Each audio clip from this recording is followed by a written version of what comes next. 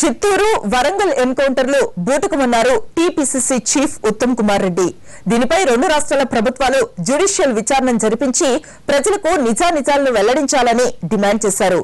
నల్గొండలో సిమీ ఉగ్రవాదుల తుటాలకు బలైన పోలీస్ కుటుంబాలను ఆదుకుంటామని చెప్పారు ఉత్తమ్ కుమార్ రెడ్డి. నల్గొండ జిల్లాలో జరిగిన సంఘటనలో కాంగ్రెస్ పార్టీ వాళ్ళ త్యాగానికి సల్యూట్ చేస్తూ వాళ్ళు నివాళులర్పిస్తూ వాళ్ళు ఏ విధంగా అయితే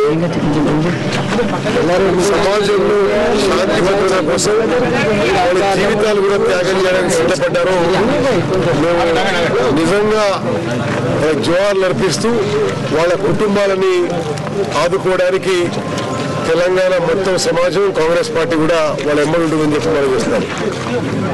వరంగల్ జిల్లాలో జనగాంలో జరిగిన సంఘటన ప్రజల్లో చాలా అనుమానాలు రేకెత్తిస్తున్నది.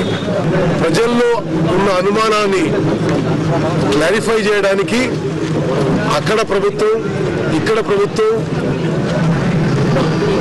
ఒక జ్యుడిషియల్ ఎంక్వైరీ అని చెప్పి కాంగ్రెస్ పార్టీ ప్రభుత్వాన్ని డిమాండ్ చేస్తుంది.